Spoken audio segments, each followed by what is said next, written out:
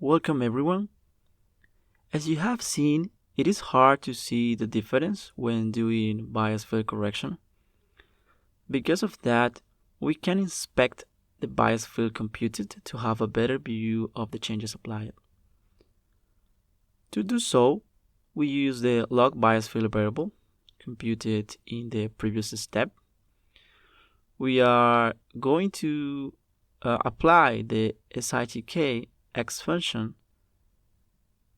Then we do a masking using our head mask. We will see more about masking in the next video, so don't worry.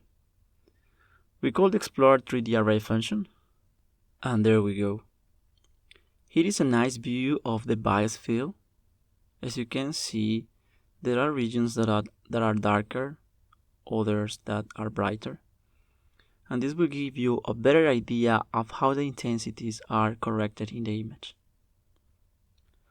The next thing we do is to save our image, because we don't want to run correction every time, and also it is not cheap to do it. So here we have a snippet for it. We created a folder called preprocessed. We create a folder with the name of the file, and we create it if it doesn't exist. For the file name, we add the suffix of the operation. We're going to create a final file path, and we print both paths. We are printing the path of the raw image and the path of the new image.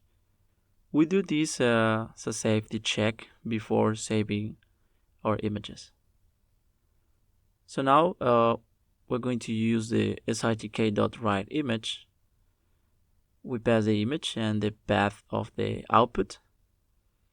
We execute, and with this, the image should be saved.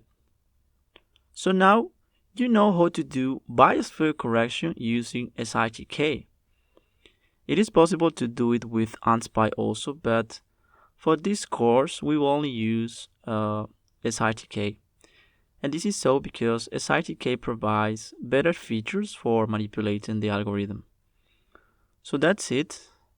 Thanks for watching, and see you in the next video.